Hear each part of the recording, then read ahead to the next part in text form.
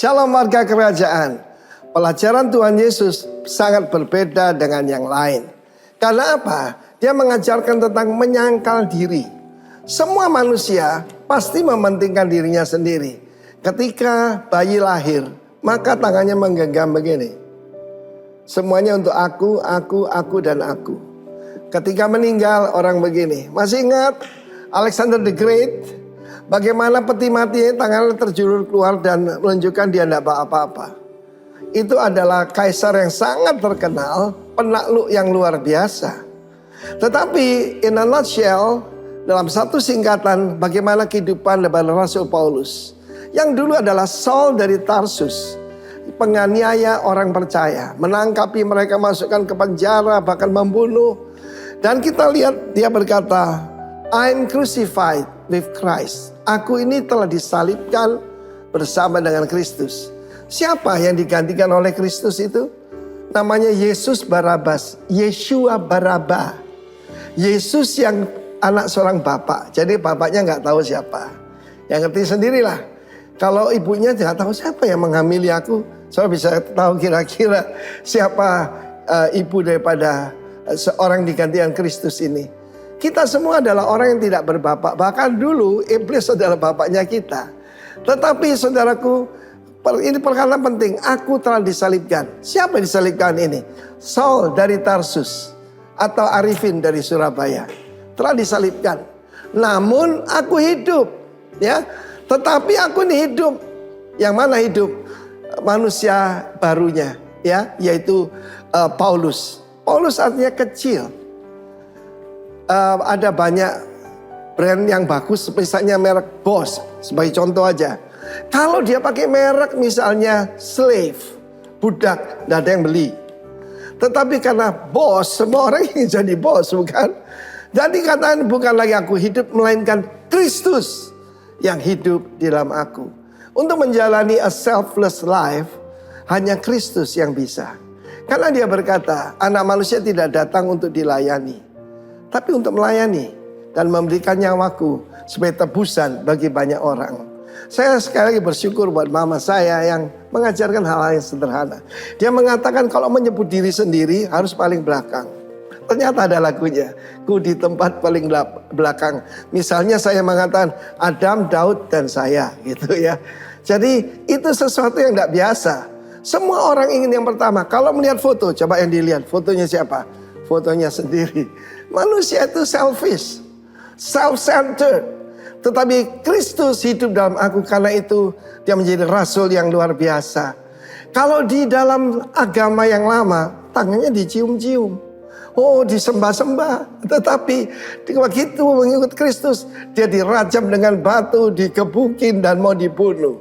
Dan hidup yang hidup sekarang dalam daging adalah hidup oleh iman dalam anak Allah yang telah mengasihi aku dan menyerahkan dirinya untuk aku. Renungkan sebentar. Ada orang yang mau mati buat kita? Ada. Dialah Kristus. Bahkan seorang hamba Tuhan berkata, kalau seluruh dunia menolak dia dan cuma kita yang menerima dia, tetap dia mau mati buat kita. Itulah Tuhan. Kalau itu dia tidak menolak kasih karunia Allah, sebab sekiranya kebenaran oleh hukum Taurat, maka sia-sialah kematian Kristus. Dan dia pada saat itu, dia mengerti suatu rahasia ini. Christ in me, Christ in you, the hope of glory. Puji nama Tuhan, kita telah disalibkan, tetapi Kristus hidup dalam kita. Dan hidup yang kita hidupi sekarang ini cuma satu, karena iman di dalam anak Allah. Dia sanggup, dia mampu, dan dia luar biasa di dalam kita. God bless you warga kerajaan. Amin. Kita akan membahas tentang kerendah hatian hari ini. Bapak Ibu, ini adalah sebuah tema yang menjadi perjuangan bersama, saudara. Karena kenapa? Untuk menjadi rendah hati itu tidaklah mudah, saudaraku ya. Apalagi kalau kita sudah ada di atas gitu ya. Maka rendah hati menjadi sebuah perjuangan yang cukup berat. Yakobus 4 ayat 6 berkata begini, tetapi kasih karunia Allah yang dianugerahkannya kepada kita lebih besar daripada itu, karena itu ia katakan. Perhatikan Bapak Ibu dengan baik ayat ini. Allah menentang orang yang congkak, tetapi mengasihani orang yang rendah hati. Perhatikan dengan baik Bapak Ibu, every time sebenarnya hidup kita di bawah yang namanya belas kasihan Tuhan, betul ya? Karena setiap saat kalau kita ngomongin, kalau saya berhasil itu karena saya, enggak, sebenarnya itu karena belas kasih Tuhan. Nah, belas kasihan Tuhan itu diberikan kepada siapa? Orang yang rendah hati. Sebagai contoh mungkin Bapak Ibu pernah dengar cerita tentang orang Farisi dan pemungut cukai, pernah dengar cerita ini? Orang Farisi berdiri di bait Allah, lalu dia bilang apa? Tuhan, aku bersyukur karena aku gak buat dosa, aku berpuasa 1 minggu 2 kali, aku membayar persepuluhan, aku gak kayak orang pemungut cukai ini. Dan si pemungut cukai berada jauh dari situ. Kenapa? Dia gak layak ada di situ, dia merasa gak layak dekat dengan bait Allah. Dia berdiri dari jauh lalu dia memukul dirinya dan bilang, Tuhan, aku ini orang berdosa. Tapi ayat itu diakhiri dengan sebuah ayat yang sangat baik kata-katanya.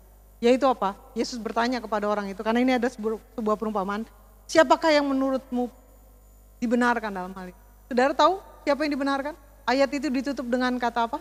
Orang Farisi tidak dibenarkan, tapi pemungut cukai dibenarkan. Jadi perhatikan dengan baik, ada begitu banyak contoh-contoh di dalam ayat Alkitab kita yang kalau kita baca, Tuhan mengasihani orang yang rendah hati. Saudara, saya bacakan sebuah perikop yang sangat baik. Saudara simak dengan baik karena perikop ini menandakan bagaimana kita harus bersikap satu dengan yang lain.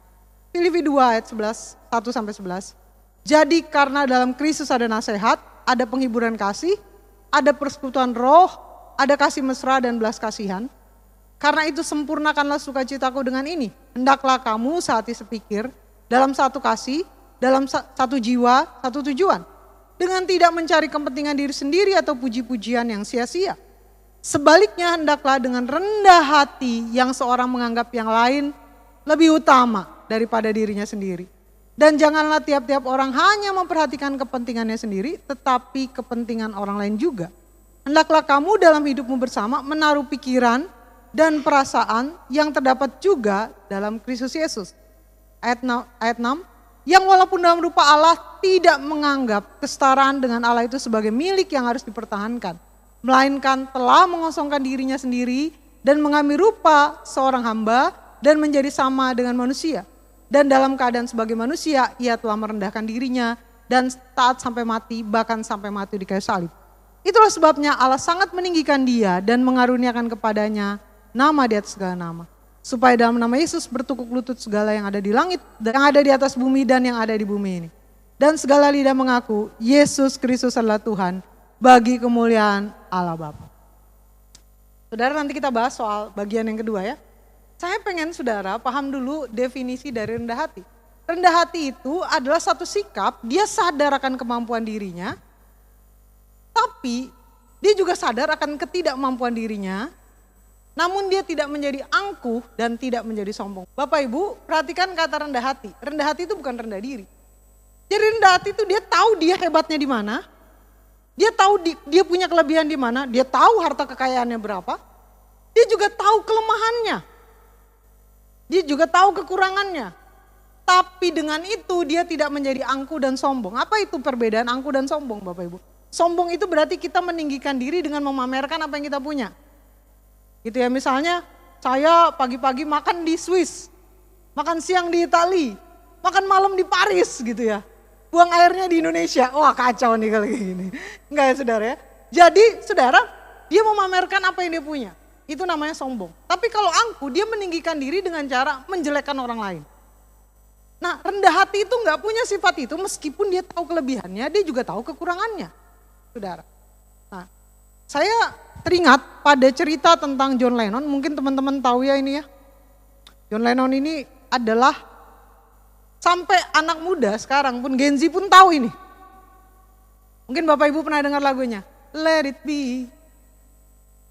Tahu ya, oh ya langsung nyambung berarti tahu.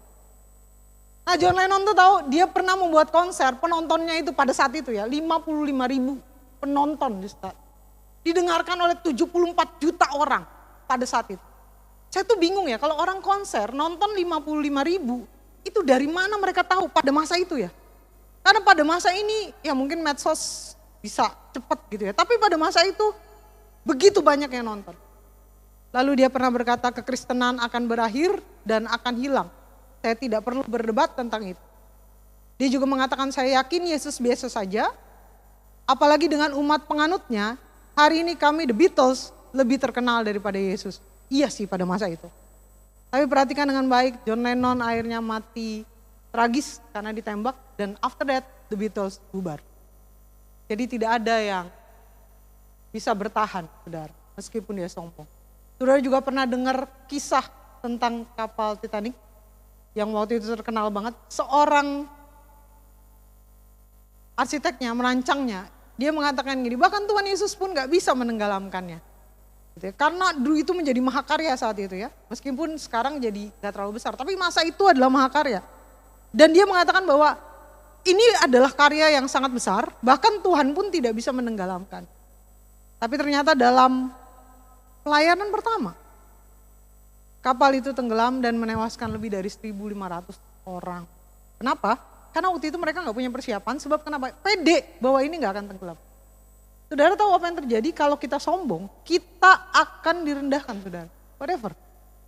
Nah makanya sekarang kita mau ngomongin soal rendah hati. Apa ciri rendah hati, saudaraku? Pertama, Amsal 1 ayat 7 berkata, takut akan Tuhan adalah permulaan pengetahuan, tetapi orang bodoh, apa saudara? Menghina hikmat dan didikan. Perhatikan dengan baik ya.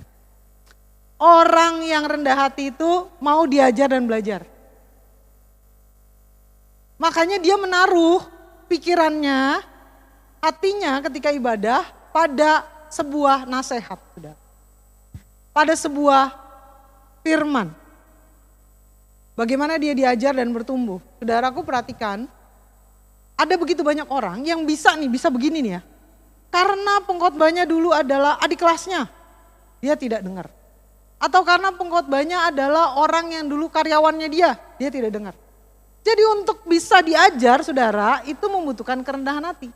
Atau saudara di dalam kehidupan kita ditegur di luar dari ibadah ya. Kita ditegur oleh siapa? Oleh orang yang kita rasa lebih rendah dari kita. Padahal teguran itu baik, tapi kita tidak mau. Perhatikan dengan baik saudaraku, orang bodoh menghina hikmat dan didikan. Jadi orang yang rendah hati itu mau diajar. Saudara tahu bahwa penguasaan diri itu berbicara tentang saudara kemampuan orang menaklukkan kuda liar. Itu kayak kuda liar, ya saudara tahu ya kuda liar ya. Itu ditaklukkan oleh siapa? Oleh orang yang punya penguasaan diri. Jadi kuda liar dalam diri kita nih seperti itu gambarannya. Ada kuda liar ditaklukkan oleh pawangnya, sama seperti kita. Kita ini penguasaan diri itu berarti ada yang bergejolak di hati kita. Kita ingin melawan, kita tidak ingin diajar, tapi kita merendahkan diri kita dengan menaklukkan kuda liar dalam diri kita. Nah saudara, itulah yang namanya kerendahan hati. Jadi mereka itu adalah orang-orang yang mau diajar meskipun kadang-kadang itu diajar oleh orang yang rasanya dia lebih rendah dari kita, lebih tidak tahu dari kita. Dia ada di bawah kita, tapi saudaraku belajar itu berarti adalah kita mau dididik meskipun oleh orang-orang yang di bawah kita. Saudara, saya kemarin suruh ada satu, saya bawa seminar kemarin hari Rabu lalu di Depok lah. Saya Bu Virji tahu ya Kak. Nah saya kemarin bawa seminar di sana, di mana ketika ngomongin ini saudaraku, kita ngomongin tentang cara berkhotbah, lalu kemudian Ibu Virji duduk di situ, lalu kemudian mendengarkan. Dan saya bilang kepada jemaat, saya sangat kagum kepada beliau, karena beliau adalah kakak kelas saya, beliau adalah orang yang pintar, beliau adalah doktor, tapi dengan rendah hati beliau mendengarkan dengan baik, ini adalah sebuah kerendahan hati. Meskipun kadang-kadang kita merasa bahwa, kamu kan masih jauh di bawah saya kan lebih pintar dari kamu, saya kan lebih jago dari kamu. Tapi begitulah Bapak Ibu, kerendahan hati itu bicara tentang bagaimana kita memandang sesuatu berharga. Lalu kemudian ada seorang bertanya kepada saya begini, bagaimana kalau kita khotbah misalnya orang tidak mendengarkan gitu ya. Saudara saya bilang begini, ini buat kita pengkhotbah, kerendahan hati juga harus dimiliki. Kenapa saudara? Karena pada dasarnya saudaraku yang disampaikan adalah kebenaran firman. Jadi bukan karena kita. Jadi ketika orang tidak mendengarkan pun kita tidak perlu sakit hati. Kerendahan hati harus dimiliki baik oleh pengkhotbahnya maupun oleh orang yang mendengarkan. Saudara, itulah orang yang mau diajar dan mau dididik. Karena permulaan pengetahuan kita adalah takut akan. Yang kedua, berani mengakui kelebihan orang lain. Ayat Amsal 29 ayat 23 berkata begini, keangkuhan merendahkan orang, tetapi orang yang rendah hati menerima pujian. Nih, Bapak Ibu pernah nggak punya teman atau orang-orang di sekitar kita yang di mata dia tidak ada satu orang pun yang benar? Pasti kita temuin itu. Jadi kalau kita ngomongin yang bagus tentang seseorang, ada aja kurangnya orang itu. Misalnya saya ngomong gini nih, si A pinter ya, dia bagus loh ngebawainnya. Terus dia bilang gini, tapi yang di bagian itu gue kayaknya gak terlalu srek dah. Pasti ada aja. Lalu kemarin saya pernah cerita kepada teman saya, ini saya cerita sebuah kesaksian.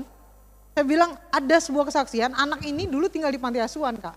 Lalu kemudian karena kebaikan Tuhan, dia entah bagaimana dia bisa masuk sekolah pramugari dan sekarang dia jadi pramugari. Bisa clear ya Bapak Ibu ya, jadi saya cerita gitu.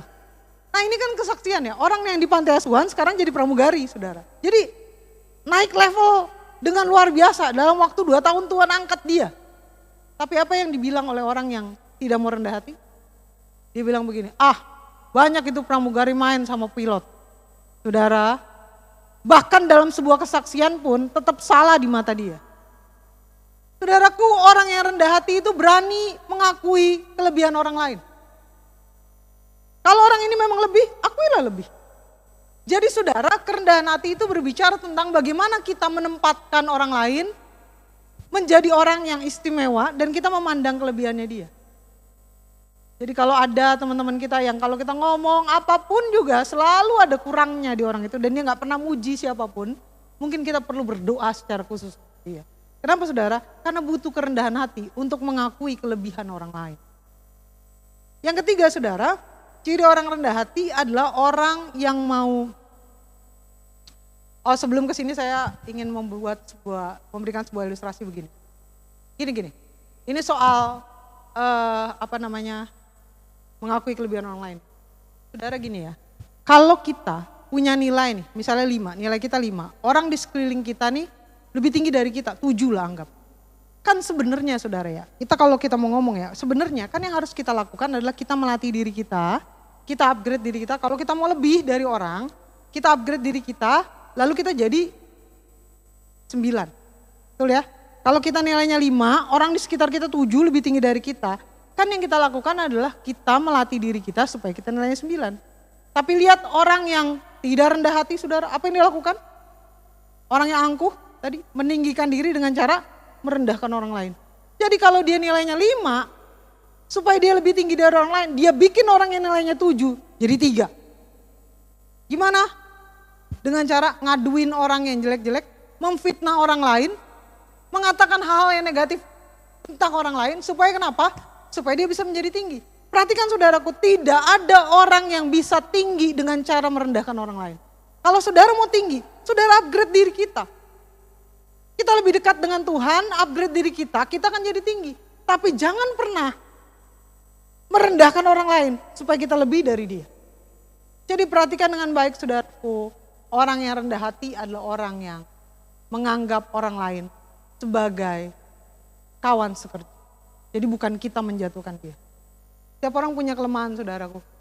Setiap orang punya kelemahan. Tapi kalau kita lihat kelemahan orang terus setiap saat, jangan-jangan kita menjadi orang yang tidak rendah hati.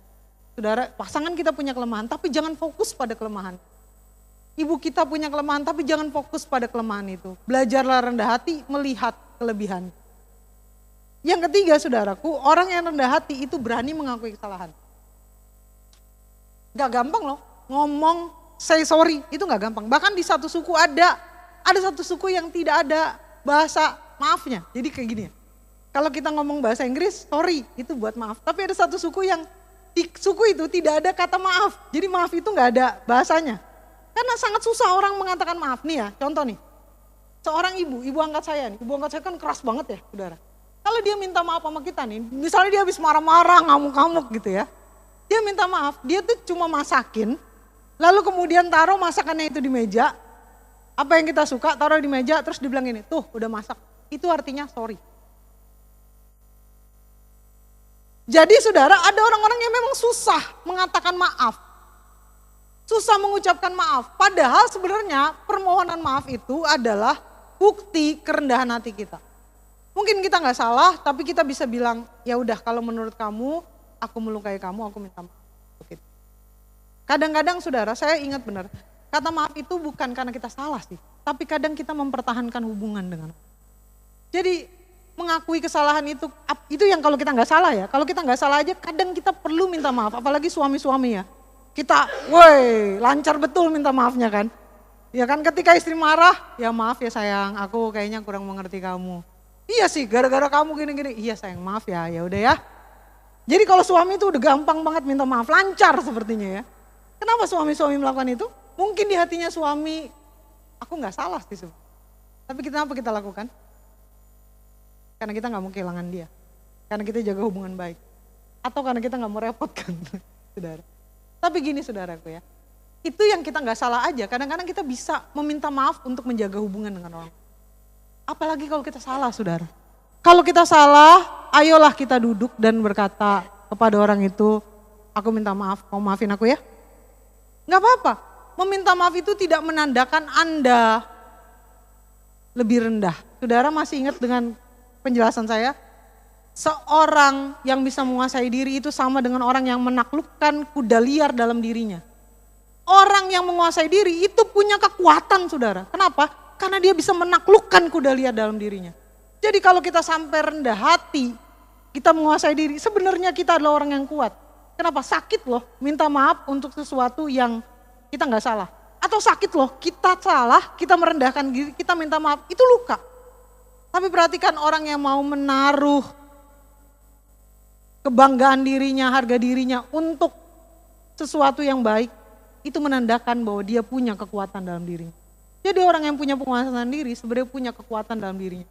Karena gak gampang untuk mengatakan say sorry pada seseorang yang mungkin melukai kita. Yang keempat saudaraku, tidak egois. Orang yang rendah hati gak egois. Saya bacakan satu kali lagi saudara. Ini ya. Filipi 2 ayat 6.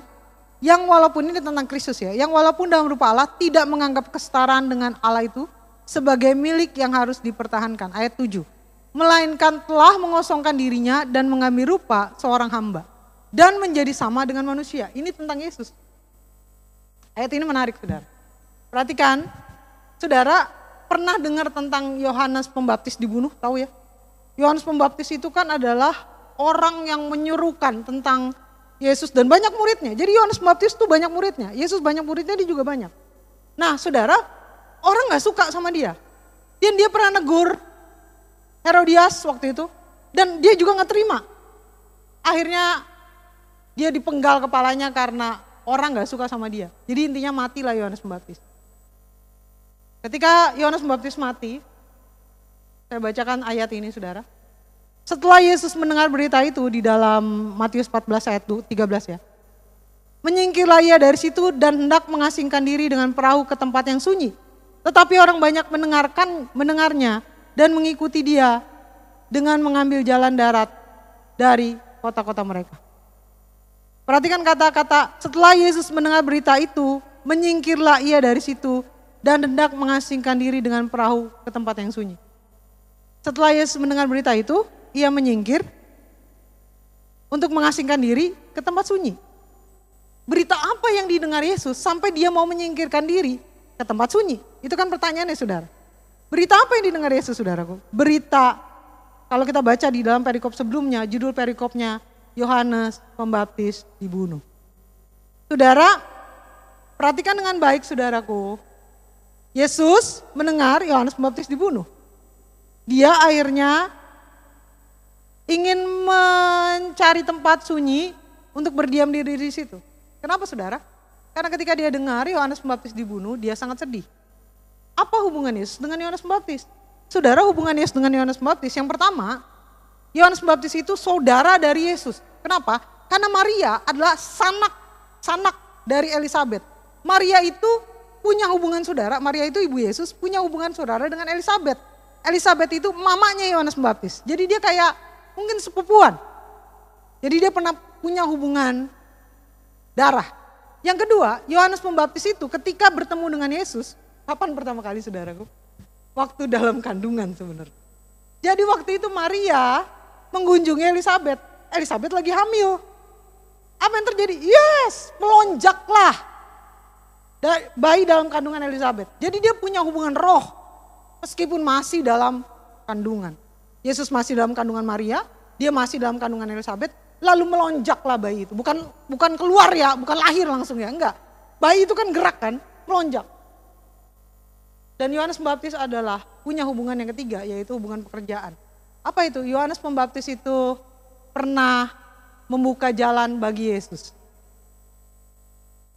Bapak Ibu di akademis, kalau kita mau wisuda doktor, itu ada yang namanya sidang promosi. Sidang promosi itu kayak sidang skripsi tapi untuk doktor gitu ya. Nah, sidang promosi itu ingin memperkenalkan kepada dunia, ini loh dokter baru gitu. Makanya disebut dengan sidang promosi. Nah, si Yohanes Pembaptis itu sama dengan ini, dia mempromosikan Yesus. Makanya dia sebelum Yesus melayani, dia sudah berkali-kali mention tentang Yesus. Jadi dia punya hubungan pekerjaan. Nah, kalau orang punya hubungan roh, punya hubungan keluarga, punya hubungan pekerjaan, lalu orang itu meninggal, apa yang dirasakan oleh Yesus saat itu? Dia pengen dapat apa? Empati dari orang kan sebenarnya harusnya. Kalau kita nih, saudara kita meninggal, apa sih yang kita inginkan dari orang? Ci, kuat ya. Koh, kuat ya. Ci, pasti Tuhan tolong kuat ya Ci, jangan sedih ya. Pasti kita pengennya dapat empati dari orang. Tapi apa yang Yesus dapatkan? Orang banyak datang ke tempat dia. Setelah itu kalau kita baca ya ayatnya. Orang banyak datang, jadi dia lagi pengen ke tempat sunyi, tapi orang banyak datang mengikuti dia. Bayangin ya, mau healing aja gak bisa saudara. Mau healing nih, gak bisa. Orang banyak datang ngikutin dia. Dan apa yang terjadi saudara? Yesus akhirnya melayani dia. Setelah itu ada keajaiban yang disebut dengan Yesus memberi makan 5.000 orang. Jadi sebelum itu kejadiannya Yohanes Pembaptis dibunuh. Saudara bisa bayangin gak? Orang lagi sedih nih. Ya, lagi sedih, pengen mengambil waktu untuk sedih sejenak. Tapi dia harus ngurusin banyak orang dan memberi makan 5.000 orang. Itu sama kayak gini saudara. Kita lagi sedih di rumah duka. Kok turut berduka cita ya, tapi boleh gak pinjam dulu 100. Itu kayak gitu saudara. Modelnya. Turut berduka cita ya, tapi boleh gak aku curhat? Apa yang Yesus lakukan waktu itu? Ketika orang banyak datang. Yesus bilang gini kah kepada murid-muridnya? Suruh mereka pergi. Aku mau diam diri dulu. Lagi sedih kayak gini kok orang datang. Enggak. Yang Yesus lakukan, Yesus menemui mereka, Yesus mengajar. Bahkan Yesus memberi makan bagi mereka. Itulah yang disebut dengan mengosongkan dirinya. Kita ini punya hak untuk egois saudaraku. Kita punya hak untuk mementingkan diri sendiri. Tapi orang yang rendah hati menaruh kepentingan orang lain di atas kepentingan. Itulah yang saya lakukan. Kadang memang sakit loh. Di dalam kondisi yang tidak menyenangkan itu terjadi. Saya sebagai seorang kanselor kadang tidak baik-baik saja saudara. Ada masanya saya juga terluka, saya juga bisa punya pengalaman yang menyedihkan. Tapi saat lagi sedih tiba-tiba orang bilang, Ci bisa ditelepon gak? Aku lagi mau curhat nih, ayo sini cerita. Karena kadang-kadang saudara mungkin 1-2 kata kita, mungkin kita gak banyak bicara ke dia. Tapi mendengarkan orang itu cukup menguatkan dia. Jadi orang-orang yang rendah hati itu pasti tidak akan menganggap dirinya lebih penting. Tapi menganggap orang lain lebih penting dari dia. Saudara, saya pernah sedih sekali karena beberapa kawan merendahkan kami waktu saya kecil. Kami miskin banget saudara. Sampai baju SMA saya itu adalah baju SMP yang diganti badge-nya. Jadi ketika pakai baju bersih semua, saya bajunya agak krem sedikit. Lalu waktu itu kita lagi belajar, terus ada tulisan di komputer di tempat saya belajar, tulisannya gini, lu dekil banget. Saya gak punya sepatu hitam. Ada sepatu bapak saya bekas, saya semir jadi warna hitam. Bisa bayangin gak saya sekolah SMA dengan sepatu bapak-bapak yang disemir jadi warna hitam. Lalu kemudian mereka ngatain saya, lu dekil banget. Waktu itu saya bilang ke mama saya, sakit banget ya diginiin. Kayak rendah banget gitu. Tapi mama saya bilang, kamu harus merendahkan dirimu serendah-rendahnya sampai gak ada orang lagi yang bisa merendahkan kamu. Kenapa? Udah merendahkan diri serendah-rendahnya. Jadi ketika orang mau ngatain kita seperti apapun, kita udah lebih humble dari situ. Jadi kadang-kadang orang bisa mengatakan kita ini itu, tapi luka kita tidak akan menghancurkan kita. Kenapa? Karena kita tahu itu kita adalah orang yang rendah hati. Jadi saudara, perhatikan dengan baik ya. Terus bagaimana caranya kita menjadi rendah hati? Saudara, bagaimana caranya kita? Itu ciri rendah hati ya. Orang yang rendah hati itu adalah orang yang mau belajar, orang yang tidak merendahkan orang lain. Enggak takut untuk minta maaf, tidak egois. Tapi bagaimana kita rendah hati, saudara? Saya klik. Pertama, sadari keberadaan kita. 1 Petrus 1 ayat 24 berkata gini, semua yang hidup adalah seperti rumput dan segala kemuliaannya seperti bunga rumput. Rumput menjadi kering dan bunga menjadi gugur. Saudara, kita itu ringkih banget ya, saudara. Hari ini ada, besok gak ada. Hari ini sehat, besok tidak. Om saya tuh tiap hari makan pisang.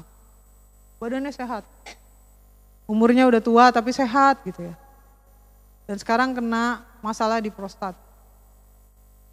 Sejak itu dia kan setiap hari olahraga gitu. Sejak itu dia jadi gak bisa olahraga. Sejak kanker prostat. Jadi kayak gak bisa olahraga, badannya ringkih, lalu kemudian sakit, lalu dia bilang gini, Neng, hidup ini tuh cepet. Kadang kita saat ini sehat, tapi kalau Tuhan izinkan kita sakit, kita bisa sakit. Hidup ini cepet. Jadi lakukan yang terbaik yang bisa kamu lakukan selama kamu sehat. Nikmatilah hidupmu, layani Tuhan selama kita masih bisa jalan, kita masih bisa menaiki tangga. Jadi cepet banget ya, ringkih banget kita, saudara. Karena itu, Alkitab mengatakan kita tuh kayak rumput yang sebentar hari ini ada, besok tidak ada. Saya pernah ditanya oleh teman saya, apa sih moto hidup lu? Saya bilang, there is no glory without second hand. Tidak ada kemuliaan tanpa tangan kedua. Saudara tahu, kalau kita ada sekarang, itu bukan karena kita, saudara. Kalau kita ada sekarang itu karena orang-orang di sekeliling kita. Suami-suami kalau kita jadi kaya sekarang, mungkin karena ada istri kita hemat. Terus kita bilang gini, oh saya cari duit sendiri, istri saya ibu rumah tangga. Iya, tapi dia sudah mengganti lifestyle-nya. Sebelum nikah sama kita, dia tuh pakai Dior untuk kosmetiknya, saudara. Tapi setelah menikah sama kita, dia pakai Viva. Sebelum dia nikah sama kita, dia pakai lipstik harganya 500.000. Setelah nikah sama kita, dia pakai lipstik di bagian bawah doang, yang atas nepak dari bawah. Dia adalah orang yang masukin air di sisa sampo dan samponya ada lagi. Jadi sebenarnya kalau kita bisa sukses, kita mungkin mikir istri kita gak kerja kok, dia cuma ibu rumah tangga. Tapi bisa bayangin gak kalau dia ibu rumah tangga yang kebutuhannya besar banget, kemana uang kita pergi? Jadi memang dia juga memanage keuangan dengan sangat baik. Tidak ada kemuliaan, tidak ada keberhasilan tanpa second hand, tanpa tangan kedua. Sudah. Jadi memang kita akan selalu butuh orang lain. Kenapa kita harus rendah hati? Karena keberadaan kita sekarang itu karena pertolongan orang-orang di sekitar kita. Pertolongan Tuhan, pertolongan orang-orang di sekitar kita. Bahkan mungkin keberadaan kita sekarang juga karena dukungan doa-doa dari mereka. Jadi saudara, tidak ada satu orang pun yang bisa sukses tanpa pertolongan orang. Anak-anak muda, kalau kau bisa sekolah tinggi, itu karena papa mamamu banting tulang. Jadi jangan pernah bilang ya, kalau kamu wisuda, thanks-nya ke pacarmu. Terima kasih udah menemani aku dari nol. Enggak, kamu enggak dari nol kawanku. Pacarmu tidak sekolahin kamu enggak dari nol.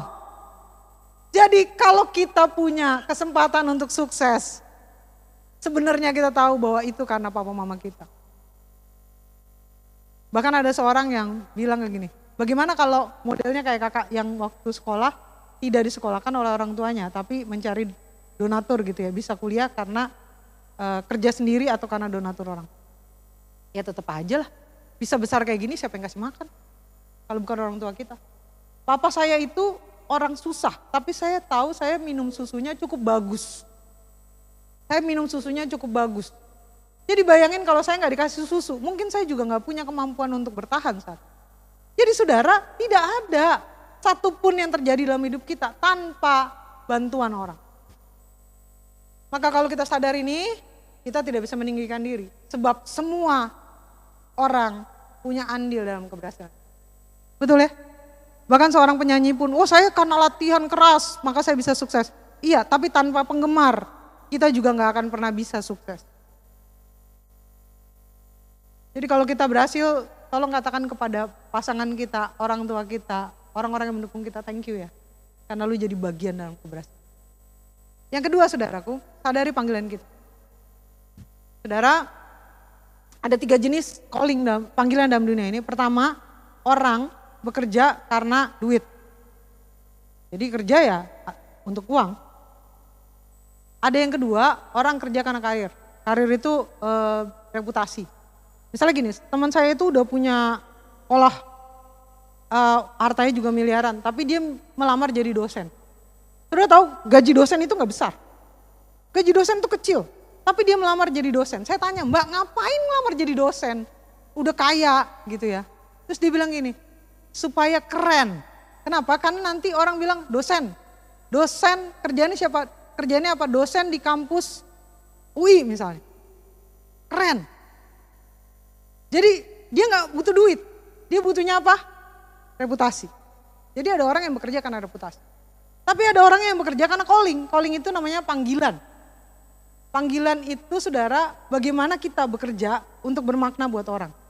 Bagaimana pekerjaan kita itu bisa menolong orang lain. Saya kasih gambaran ya saudara ya. Kalau tukang parkir bekerja karena job, karena duit kan gak mungkin karena karir ya, gak mungkin kan. Kamu kerjaannya apa? Oh saya tukang parkir gitu kan enggak ya. Yang kedua itu kita hapus lah.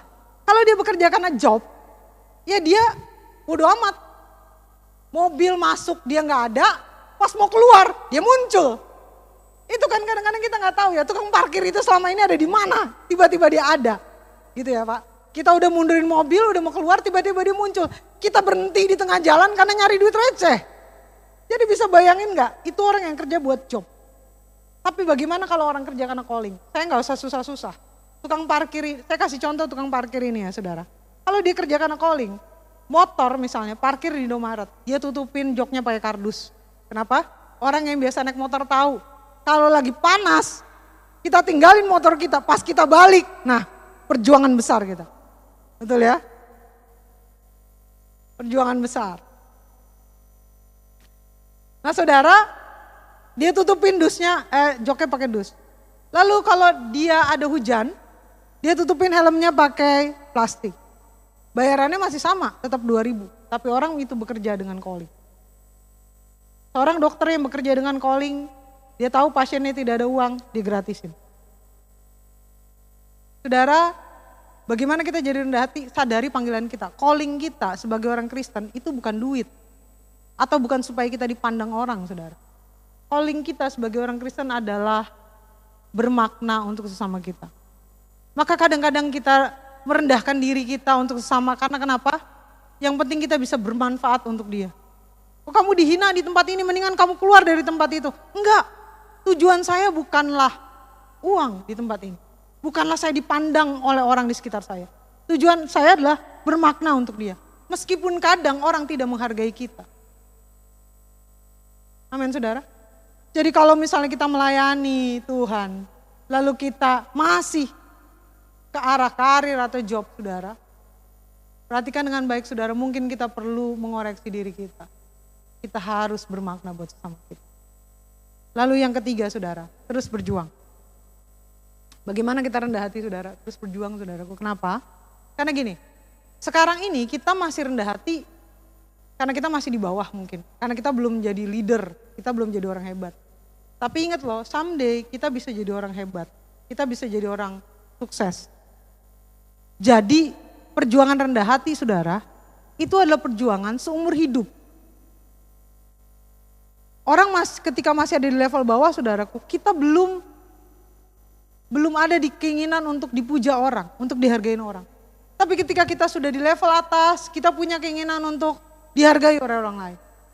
Itulah kenapa kerendahan hati itu menjadi perjuangan seumur hidup. Saudara yang sudah tinggi posisinya sekarang, puji Tuhan ya. Saudara yang sudah tinggi posisi sekarang, ke depan kan saudara gak jatuh. Ke depan kan saudara kan jauh lebih tinggi lagi. Dan ketika saudara jauh lebih tinggi lagi, tetap berjuang ya, jadi rendah hati. Saudara yang masih biasa-biasa saja sekarang, kan ke depan saudara gak akan biasa-biasa. Saudara akan naik tinggi. Dan ketika saudara naik tinggi, tetap rendah hati ya. Karena kerendahan hati itu membutuhkan perjuangan seumur hidup. Akhir kata saya ingin mengatakan begini, tetaplah rendah hati jika suatu saat kita mampu terbang jauh lebih tinggi. Even kita hebat, even kita terkenal, even kita menjadi orang yang punya banyak uang, punya banyak harta. Merendahkan diri itu adalah kebutuhan kita. Ingat ya, Tuhan mengasihani orang yang rendah hati.